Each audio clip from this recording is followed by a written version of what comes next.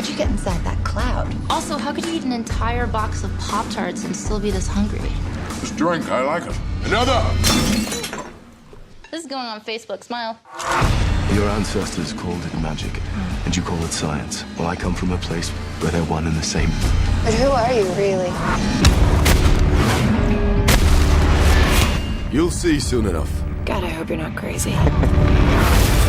Thor, the god of thunder. The hunter from the future. That's Gore. Hey. No, that's your dumbass. Oh, is it Gore? I knew it was some other or. Yeah, that's your dumbass. I still have it nicely displayed on my VHS shelf. Because that's the only way anyone's ever going to see it. Hey, you must kneel and pay tribute to the god of thunder. We're not going to be telling anybody that anything new here because this got released, in Australia first? Yeah, Australia. Yeah, Which I'm pretty like upset a month about. ago? What the fuck? I mean, they're taking our American folklore. First they take our jobs, then they take our American folklore, which actually came from the Norse, from the Scandinavian What? people. No. You're talking about Thor. Thor's right up there with good American folklore like Johnny Appleseed and Santa Claus. Yeah, That's right. Thor is as American as tacos and pizza.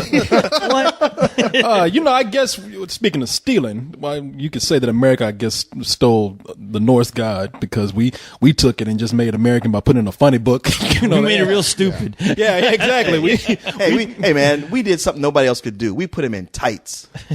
True. Put him in tights, a stupid helmet with wings on it, gave him a gay-ass cape. Gave him some fish scale suits. Man,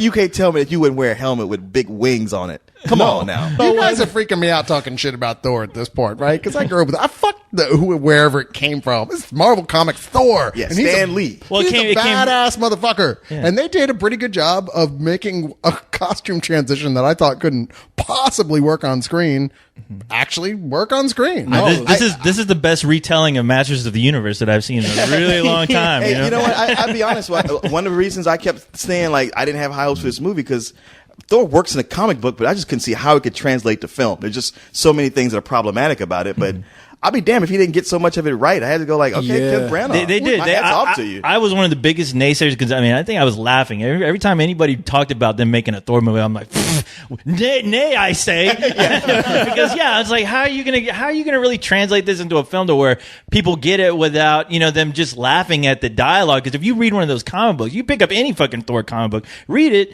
give it to your girlfriend. No, you laugh at you and throw it back in your face. You're right about the girlfriend no more. Yeah. No, that was one of the biggest things, which I don't know why it should be because I've seen some really bad costumes translated to screen, and a lot of them have worked. But Thor was just one. I was like, that's just you know what? Unless you are building a gay house or going to pick up money from bitches on the corner, I don't see how this costume is going to work. Building a gay house? What is that? Sorry. She know he has to work that in. So just roll. I'm just trying to figure out what it is. If you have a hammer in that costume, you are building a gay house. The Rainbow Bridge is the one Prince was talking about. Yeah, there is that Rainbow Bridge. I mean, come on. You got Habitat for Humanity and you got Habitat for Homos. You're expecting. One thing that did have me hopeful is like, Corey, you talk about the dialogue. Everything is thee and thou. This kind of pseudo Shakespearean kind of speak, but the fact that they got Kenneth Branagh, who is the Shakespeare guy, I was like, all right, if there's one person who could pull this off or knows this kind of material, how to make actors say this stuff and be believable, make you not laugh, he's going to be the guy. Oh, yeah. No, Kenneth Branagh, he's known for bringing a lot of Shakespeare to the cinema. One of the things that he impressed me with the most is Hamlet, where he did To Be and Not to Be speech. And my ass actually watched that for about a guy on screen for about 10 minutes because it's Kenneth Branagh. But Marvel decided to take a god and mix it in with Iron Man and the Hulk. And, back then, during the golden age of comics, they were able to get away with a lot of that stuff. It was a crazy time of why the fuck not do it? Crazy time of a lot of drugs. Just say, we got to draw something. Look how much great stuff came out of that crazy time, True, It's like, wow, and we look back, it's been so long now that it doesn't seem as crazy anymore. And I'm kind of like, even though, God knows Leanne and I, we talked on Leog about this like years ago, even when they first announced this, going, there's just no fucking way they're going to be able to translate this. But you know what? I think the thing is like, taken out of the context of a comic book. Like if you didn't even know this was a comic book, you never heard of the Thor comic book, and you just watch this, you probably would indeed have some problems with the way things develop. I mean, there's plot stuff that happens so fast that you're like, wait, why would these characters wouldn't do that? But in the context of the character and his origin story and a translation of the comic, it's as good a job as you can make. Yeah, that's very I true. can't imagine anybody could have done something. Yeah. Yeah, like the first hour of this film, I was going, wow, they're making this work. Okay. Yeah. See, today with our comics, I mean, not all of them, but today, especially with some of our bigger distributors out there, the bigger studios, they want to make the comic characters more complex, bring them more into the real world. And looking at Thor, I was like, I just don't see how the fuck they gonna do this at all. Because Thor has always seemed stupid to me. Yeah. I mean, but they did it somehow. And we could give you a complex plot summary here, but it's real simple.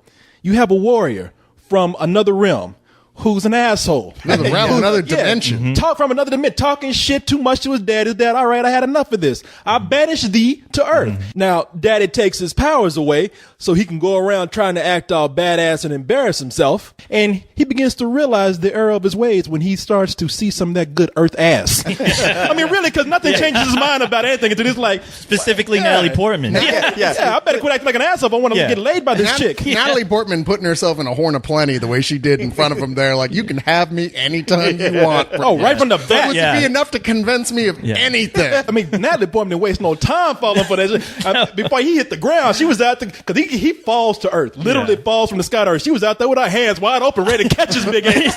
Come on! Now, to be fair, he is like almost 7 feet tall, blonde, nothing but muscle, and not just Natalie Portman, but I would say every woman in the theater we saw it in was doing the same thing. Yeah, they were all falling out. Yeah, They're all having the vapors, you know? Yeah. I mean, seriously, and chivalrous as hell. His whole thing is like, yes, my lady. You know, the you're chick like, next to me gave birth. I know. And even though they make Natalie Portman a very strong character, she's obviously super smart. She's a scientist. She really knows what she's doing. You never think, wow, she's just an idiot. Nobody could begrudge her, like, getting weak in the knees for this guy. You're like, that situation almost, I mean, if it was reversed and I was some dude scientist out there and Thor was like a hot blonde chick like that, yeah, I would totally. If it was Thor. But be honest, if it was Thor, if it was Chris Hemsworth, you'd have done the same I thing. still would have done the same thing. I suck your dick for $1. No. Would you be screaming, "It's raining men, hallelujah"? I'm gonna go on that rainbow bridge with you, Thor. Damn. Now, where's that thunder stick of yours? I'm gonna be all Thor when this is over. Shit, Thor. But yeah, there's a lot that they bring in that takes away from Norse folklore itself, with all the major figures here being represented by very capable actors. Everyone who is familiar with this material knows who Odin is, the father of Thor, who was played here by Anthony Hopkins. And we all know Loki, the god of mischief and assholery, who was played by Tom Hiddleston. And I, never really having read the comic before, I have to ask, how well do these characters translate to the screen? What this movie does in the first hour is really show you a well-developed Asgard, which a lot of information went into to design it and make it work. And I was like, damn, all this time I've been reading it, I was like, all right, I guess some colors on paper. But watch, it's like, wow, they actually spent some time. Well, I will tell you this much. Asgard is the realm where Thor and he comes from, and all the inhabitants live. Oh, is that why you laugh? Because I keep saying Asgard. Every time you say Asgard, now because is it called Asgard or Asgard? It's Asgard. It's Asgard. It's not an adult diaper. Yeah, they should change that. They should change that because I keep laughing every time. I must return to Yeah, Asgard. it's like Beavis and Butthead. Asgard. He said Asgard. Asgard. I'm sorry, that's stupid. When I was watching the trailers, I was like, man, they tried too hard. To me, you would know better than I would again, that they're trying to catch that Jack Kirby style. Well, yeah, and they managed to do it, but in a way that I didn't think would look as believable as it does in the film. Yeah, Jack Kirby drew all the original Thor, so it seems entirely appropriate for them to do that. Which I'm is cool, surprised they went there because there had to be a lot more work involved just by sheer nature of saying this is what we're going to do. I mean, his style is so, God, it's intricate with loops and whirls, and it's very symmetrical and angular, and it's a neat, totally original style. It's hard to recreate. And when we were looking at those stills taken out of place, it just looked kind of silly. Yeah. But when you see it in the context of the whole thing, you're like, oh, I get it. You really did create this world. Or as Koa's pointed out after the theater, I mean, it's sort of a cross between his look of the original Thor and the stuff he did for DC with his New Gods. New Gods, run. yeah. Oh yeah, When he yeah. had It's really like they're evolved using his boom style. tubes. But, and they get it gets a real Lord of the Rings look about it. Kenneth Branagh gets some great performances out of his actors. Yeah, he did. For all I heard about how bad Chris Hemsworth was, he was good as Thor. I thought he was great. He was really likable. And Yeah, there were rumors that Anthony Hopkins was pissed at him because he was such a terrible actor. But he was. Anthony Hopkins is mad 'cause he don't look that good anymore. Yeah. If he ever did. But did Anthony Hopkins not watch his last movie? Anthony Hopkins, I can just see him going to Kenneth Branagh. He's like, but when do I get to freak out and start acting insane? You don't. It's not one of those. But I always get to freak out and start acting Well, insane. I mean, pretty much so. Like, look, you remember what you did in Beowulf? Well, this time you're actually going to be there. You get to wear armor this time. Yeah. So just go with it. But see, that was the cool thing about bringing Kenneth Branagh into this, because his Shakespearean sensibilities are well suited for the family drama that occurs in his film, as exaggerated and over dramatic and even silly as it may be. And it's classic though. A king has two sons. One is destined to take the throne while the other becomes treacherously jealous. Rather than like Loki in the comics is always very Thor. You know, this Loki, he's not quite evil. It's like you can kind of see things from his side. He's kind of like Jan Brady, where he's just, Thor. You can totally see why she threw that football on Brooke. Oh, yeah. Exactly. He's Thor's stepbrother in the comics, as it was, and they find a good way to, like, you're right, take out that and actually make a sympathetic villain, which is, let's face it, the best kind. Yep. A villain that you're like, okay, I understand, but, there's that point when, you should have just hugged it out, and that would have been the end of it. That's true, but it went too far. But it wouldn't work. You wouldn't have the drama if they did that, because I mean, it is a story of a king who has two sons. One son thinks that, oh, you love this guy more than me. I'm never going to be a king, so I got to show you just how good I am by destroying the whole fucking planet. See that? Who was the actor who played Loki? You know what? I'd never seen him before. Like He was Tom really Hiddleston. He was excellent. Tom Hiddleston, yeah. Not only is he great, but he looked kind of like Alan Cumming, who played Loki in Son of the Mask. I was like, is that just the requirement for playing Loki? You got Now it is. The Yeah. stuff that I thought was going to be the worst part of the movie, which was going to be the stuff that's in Asgard, ended up being like some of the best stuff in the movie. Because that's one of the things that people are complaining about with this film, is that once Thor gets banished to Earth, then that's when you get into kind of the silly fish out of water type comedy and humor, and Which it is. It is, Yeah. but it kind of balances out how heavy some of the stuff that we have in the other realm is. Yeah. I and think it works. that's the best quality for this film, is that they found that balance Yeah, between they really did. this. Okay, so because Thor's whole thing is like he has like no humility. He's kind of a dick. Of course, you would Kind be of a too dick. He is if a you dick. were like son of the ultimate god in the universe, and you had like this badass hammer, and any chick you wanted to would bow down for you, and you're about to be king. You'd probably be a dick too. Be hard not to be a dick. He's been sent back to Earth powerless to learn how to be, to find humility, right? And they managed to capture that so well with just not too goofy, but just goofy enough little humiliations of his character. Which I'm kind of glad, because the Earth stuff, I mean, just like when I felt with Masters of the Universe, where I felt like I really got cheated in that movie, where I was like, first you see him on Eternia, and you're like, okay, cool, this is like a whole other world, this is what I want to see, and then it's, we're going to Earth. No, I live here. I don't need to see that shit. No. Give it back to the fantasy world. It's like taking me from Star Wars and taking me to Tatooine. Not to that fucking place again. That place ain't shit there. There's nothing cool there. Keep my ass over here with these ice giants and the big battles, and with Thor and his fucking hammer copter that he's using to fly. I'm like, Oh yeah, no, this is God versus CG, the movie. Yes. But keep in mind that they established in the beginning that, it wasn't their first rodeo on Midgard, as it were, on Earth. I mean, they're well aware of humans on Earth. They come here. Well, they've come here before. on They know vacation. They are. Yeah, and yeah, they've considered themselves already the protectors of that world. yeah, but that's cool. that's established in the Those Asgardians, they can show their friends the pictures on Earth. That's okay. I don't want to look at those pictures. I want to see the cool shit. But it does a good job, though, because the thing is, it really sucks you into that world the first hour. another reason why they're able to sell the fantasy here is because they had great actors, and we have Odin, who is played by Anthony Hopkins. Yeah, Anthony Hopkins. That's who- his Beowulf's Yeah, dad. yeah. No, Anthony Hopkins will take the biggest piece of shit and act like it's Shakespeare itself. But it pays off in this film.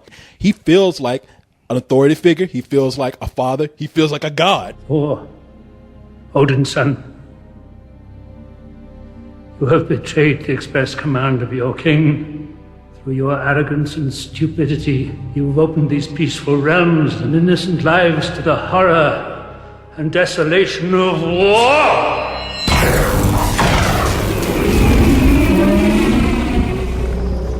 You are unworthy of these realms, unworthy of your title!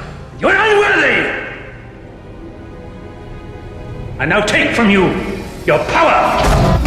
The name of my father and his father before. I own it, old father! Cast you out! There's a point where he told Loki, he's like, shut up! And I was like, I'll shut up. I know.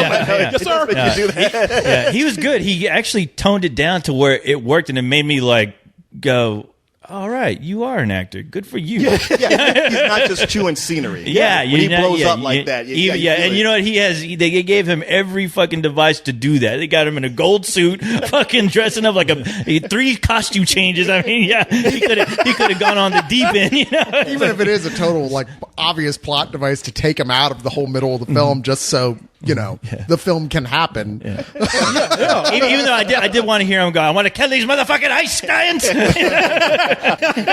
Now between Anthony Hopkins, Tom Middleton, and even Chris Hemsworth, and even back on Earth, when you have somebody like Stellan Skarsgård, I'm like, let me slap myself real quick. I am watching Thor, right? Yeah, I'm not watching PBS. Right? All of them were. It is odd to have all those actors and Stellan Skarsgård, which I thought, oh, he's just going to sleepwalk through this, collect the check. But it's like, no, he actually was good in it. Yeah, I thought they were all good, with the exception of Natalie Portman, which I You have thought to. she wasn't good in this? I thought, you know what? I thought she was good, but there's nothing about her character that made me really interested in her, I don't know. honestly. I guess there's not much to her. Yeah, there really wasn't. You know, I have to agree with you there. She's a straight scientist. Kat Dennings is this comedy relief. You know, Those two almost could have been the same character. See, that's to be honest, that is the problem with coming off of an Oscar-winning performance in a movie like this. In the film, she plays a scientist named Jane Foster who discovers an Einsteinian Rosenbridge that connects Earth to Thor's dimension, and that's about as much depth as we get from her, other than she's really head over heels for Thor. I'm just saying, I'm more at the writing of that character,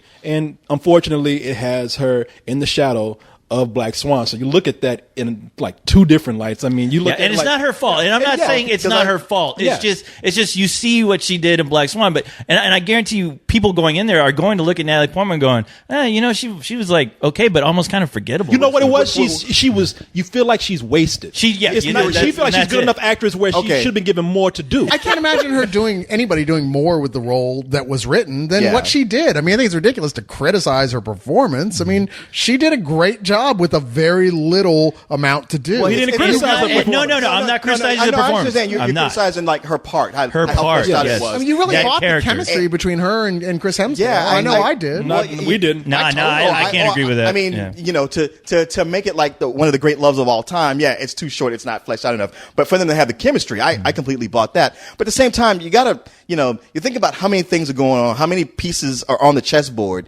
You flesh her role out, and then suddenly the movie's just too top. But let me say, it's a minor complaint because you're right. After seeing her in something like Black Swan, I mean, I'm sure people are going to think, I mean, it probably should have been made better, but that's not her fault. That's not the director's fault. That's just the timing of these movies. It's the writing in the film. Yeah. And I think some of the things that Natalie Portman did allow for another actor in the movie is Chris Hemsworth. Yeah. I mean, the reason why Thor works so well, if he was just Thor the God, he would be someone that would be a very 2-dimensional character, and we would care nothing about. I'm criticizing all this stuff that's on Earth, but it's on Earth where we get to see Thor become a human, and we need to see him as a human. Yeah. And a lot of that stuff, whether it be him cozying up to Natalie Portman, or whether it be Natalie Portman running his ass over with her car, I mean, we get those comedic moments, we get those human moments. We get human moments with him and Stellan Skarsgård where they're just having a beer together. Yeah. And it's like, okay, this is what is making me like Thor. I mean, I love the stuff that's happening on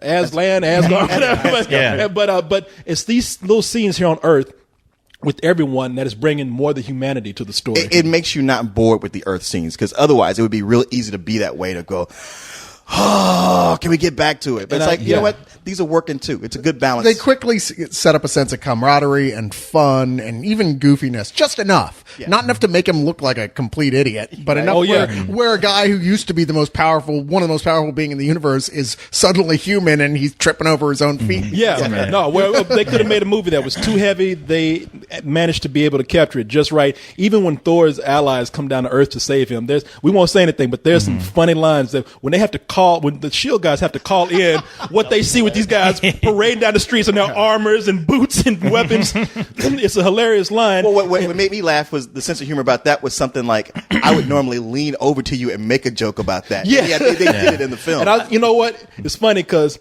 I knew you would do that because I leaned over to look at you at that line, and you were rolled over in your seat laughing, man. And they also managed to not spend too much time in one place. Yeah, the editing here is done so well because they pace it out just right. By once you get enough of Earth, they take you back to Asgard. Once you get enough on Asgard, they take you right back to Earth. And for a movie that's over 2 hours long, that helped break it up. Yeah, it's sped by. Yeah. I was like, wow, really? I was waiting, because we usually, with these movies this long, we're waiting for that time that we're like, all right, let's go ahead and wrap this up. And that moment never came with this movie. Yeah. No, even though can I confess something real quick? Ahead. Every time he grabbed that hammer and lightning hit it, I was always wanting him to go, I have the power! I was screaming that in my head the entire time. I knew when I was looking at Asgard, I was like, co-host is sitting up here seeing Eternia. He is in Eternia right now. He is not in Asgard. There's this weird circle of disdain for geeky stuff going here. Corey disdains Leon and I for liking the whole Thor to begin with, and we're disdaining co-host. We're going to Eternia and fucking He-Man. Where's Orko? Are you serious? Fucking He-Man. Hey, man, you know what? I'm right there with them. Watching Thor just gave me hope for that new He-Man movie. I know. It goes full circle. You're It's right. a circle. You keep on with that hope. I will. There were certain characters that did. I won't say they bothered me, but in the beginning I was like, your jokes are bad. Kat Dennings. Oh, really? Okay. Yeah, I like her. I like the character in the movie. I mean, She just felt unnecessary. She was That's what I'm saying. She was there to give give obligatory comedy relief, and that was what I was going to say. That's why she was there. I mean, some things worked, some things didn't. Most of the time, I didn't like her delivery of the jokes. I mean, there were some other times where Stellan Skarsgård, who plays another scientist who's known Natalie Portman since she was a child, who's very good in the film. Yeah. There's a part where he has Kat Dennings. He's like, aren't you supposed to be a scientist? And she's like, yeah, political science. And they're like, oh, but she was the only one that was available right now. I think, little touches like that worked. But near the end of the movie, it felt really rushed outside of just the romance between Thor and Natalie Portman, too. I mean, they pretty much pull a literal deus ex machina at the end. I won't say what happened, but it was like, I'm about to die. Somebody waves their hand. Although I totally see what you mean. The Deus Ex Machina, I mean, by definition, is something that's completely inorganic to the plot. God comes out of nowhere and changes the story. And that is not even slightly what happened here. I mean, it was, if there's a complaint to be made about what happened, it's just that it was inevitable. This was the way it was going to end up happening. I mean, the moment he landed on Earth, I was like, okay, clearly this is the only way that he's going to end up getting his power back and becoming, badass Norse god again. And part of the reason you say that, part of it is because story science, that's the way these things work. Yeah, exactly. But also there's hints that things were kind of put in place to happen this way. Sure. I don't want to say how that happened, but there's certain just hints throughout that's like, no, somebody knew it was going to go down like this. It was always part of the plan. To paraphrase Renee Russo, who plays Odin's wife in the film, at one point she says something along the lines of, Odin's a scheming motherfucker. He knows what he's doing. Don't question one eye. And, some of the action works really well, and some of it, especially you get your climax actions, they're okay. It's like, you don't leave going like, that sucked, but you don't get the full, everything you wanted. It doesn't build to the huge thing you expect. Right. But at the same time, I gotta say, I like the movie a lot. And I give it points for all the different attacks that Thor has. They did them all. Everything I think he does with that hammer, I'm like, yeah, but he didn't he just did it. The hammercopter. I was glad to see that. The hammercopter, the bringing down flying. lightning, the throwing it through several trolls and having it come back to him. That was one of those things like Iron Man. Like the best fight in the movie is one of the first fights in the movie, which is him versus the Frost Giants, which is a bad, whether or not they were overly CG, which whatever, still really cool what they do with Thor in that fight. You're like, nobody can touch this guy. Holy shit! No, the main threat in the movie are the Frost Giants, and I didn't have a problem with that. I was like, look, this whole place looks like CG, and I know it is. And sometimes you just you can't look at CG that hard and say, oh, this is fake. Yeah, it's fucking fake. I mean, we know that. It's how cool you make it looks. Yeah, and you're right. If they can keep the action going, and they can actually make a lot of the action, a lot of the creatures, and do it with good characters. I don't know anything about Thor. Read a couple of books, put it down, said this is dumb. But if somebody can take this kind of material and write it well, which they've done with the script by putting some good characters in there, if they can direct the most ridiculous parts of the movie, they can direct it very well. I think Kenneth Branagh is a capable director. That's all I'm saying. I don't mind ridiculous, cheesy, sappy shit if somebody can just come in and direct. That's all you have to do. And if you can do that and make me believe in these characters, I will swallow anything. And that's what they did here. They managed, maybe it's not perfect, but they put it in a lot of capable hands. They put it in the capable hands of some script writers who took something and was able to take it seriously and write it to the best of their capability with the material that they had. Kenneth Branagh, when he felt like he had to be funny with this, he was. But for the most part, he took it seriously. I've already heard some people say some of the same complaints that I've said about this movie. I agree that when they get to Earth, it gets a little goofy. Running jokes where they keep knocking Thor out, they get silly. And I think the climax is really weak here too. Some people are going to see this as completely silly and not like it at all. And I completely understand that. But regardless, I love the film. I had a great time with it. I would give it a low full price just for the problems that it has in there. But I mean, just alone, I could see this about 2 more times in the summer. This is the kind of movie where this reminds me of Spielberg when he directed fantasy during my time, when he was coming up, during that old golden age of Spielberg and George Lucas, when they were able to take fantasy and mix it in with real world stuff, and you believed it for that minute, this takes me back to being a kid. God, you can see like the nerd in him coming out. Like it is. But not only can you see it coming out, you can see him trying to push it back in. It's like his hand is on his chest. It's like the alien trying to burst out his chest. He's going, no. There's bursts of light cracking through his armor. Meanwhile, there's like this asshole inside of me like, shut up. We see that nerd pimple trying to come out of your forehead. Every time he comes back, every time the camera comes back to me, I got like glasses on. My shirt gets tighter. I grew a collar. Remind me of little children. I'm stumbling over my words here because this is what I want to see in a summertime movie. That's what everyone wants to see. And it makes me wish I was a kid when, going to see this, because I wouldn't even be questioning some of the things I would look at this and want to come out and beat Thor so bad. You touched on something I thought when this was done. It was like, wow, I could go see this again because it's so visually beautiful. There's so many great peaks and valleys in it. It's got a quick pace. It's like I could go see this again and not feel that 2 hours and 12 minutes, just like before. It does. I was so impressed by how many things it did right and how many things it didn't fuck up. It didn't pull an Iron Man 2 where there's a couple of tosses to the Avengers, but they don't stop the movie to go like, hey, Avengers, It's very organic the way it worked in, and you just appreciate it all that much more. Really, even like with the pacing, for me, it worked just because, hey, it sped me through the movie. If I got any problem with this movie, it's the way they are marketing it and advertising every goddamn thing. Seriously. Welding helmets, paper towels. This movie should be called Whore. You've been waiting to tell that joke all month. I was like, don't step on my joke. But yeah, it's every bit what I think of as a summer full price movie.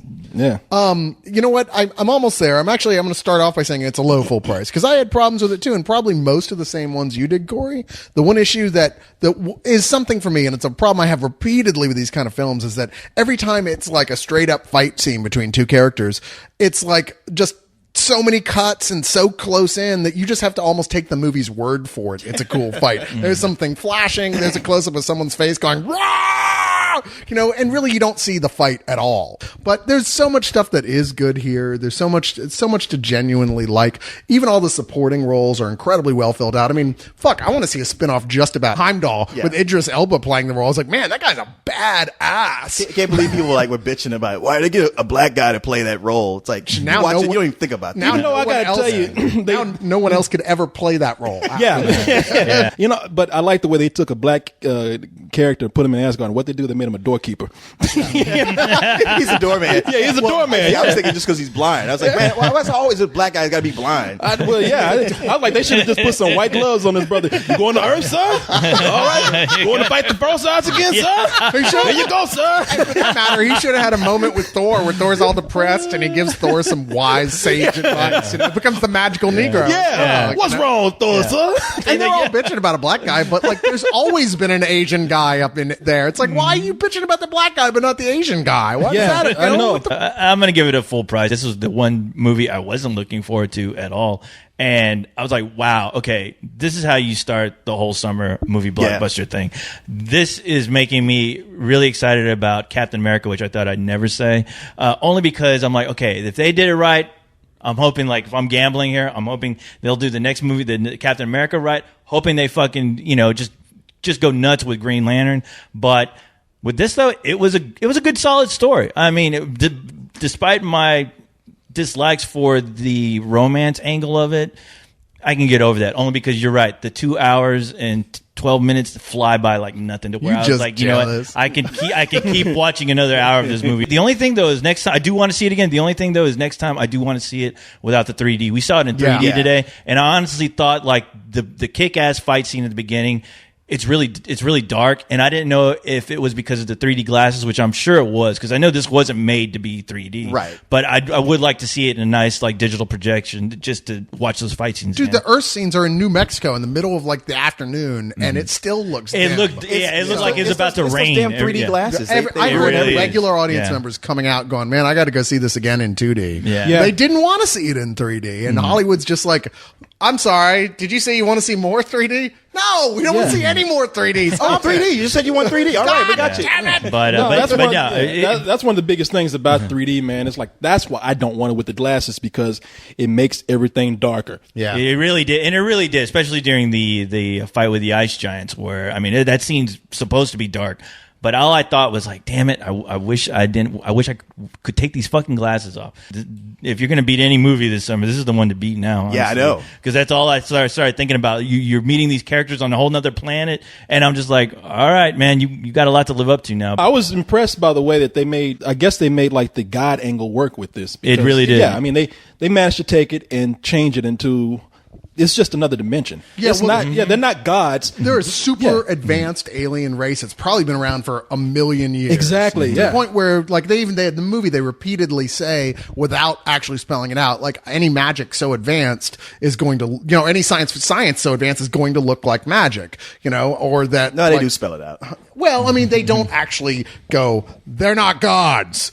but there's enough where you put it to your interpretation. Well, but they drop enough information there where you can put together these are just very superhuman beings out there. and they do make it to where you couldn't see it before. Okay, I can't see this working within the same universe as the Iron Man movies. Which is so realistic. And that's what they sold it to me. It's like, okay, now that you were able to explain the science there, even as basic as it is. I mean, this is third grade science. I mean, it's how third grader would explain how gods would exist, and that's cool, but at least you made an attempt, and you made me believe that they can actually coexist alongside someone like Tony Stark, who's a very earthbound real character. And the only thing that I would say about taking your kids to see this movie is that when you take them home, keep their asses away from the toolbox. Because toolbox combined with sugar, they gonna tear that house up when they get a hold of that hammer. They're gonna be slinging hammers all over the place. That's what I'm saying. It's better I don't see this as a kid, because if I would go straight to my dad's toolbox and I would terrorize my family. People who live in glass houses shouldn't go see Thor. Do you swear to guard the lives of the innocent and preserve the peace? I swear. I will destroy their kind. You can't kill an entire race. And die with them. These people are innocent. I have no plans to die today.